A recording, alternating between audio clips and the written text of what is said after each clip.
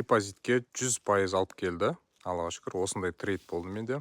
4 қаңтарда мен депозитке MetaTrader 5-ке Exness брокерский компанияға $500 салған болатынмын. Сөйтіп 5 күн торг жасаған болатынмын.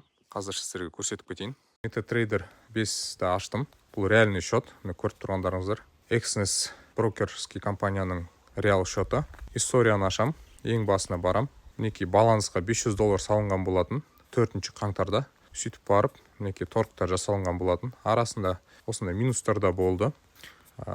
Основной риск менде қатты болған жоқ, но умеренный риск болды. Риск менеджмент. Мен көріп тұрғандарыңыздай, астында депозит $500, прибыль $519 болып тұр. Общий баланс $1019 болып тұр қазіргі күнге. Осы 5 күндік трейд. 10-шы, ең соңғы трейд 10-шы қаңтарда болған, көріп тұрғандарыңыздай. Сол, Аллаға шүкір, жасаған анализдерім бәрі точка входалары жақсы шықты. Основной менде демалыс күндері биткоинмен болды. Өздеріңіз білетіндей, криптовалюта 24-7 торг бола береді. Алтынмен де болған. Қалай нарық ашылғаннан кейін алтынмен де торг жасағам. Сол сұрақтарыңыз болса, дайректке, комментарийға жаза беріңіздер.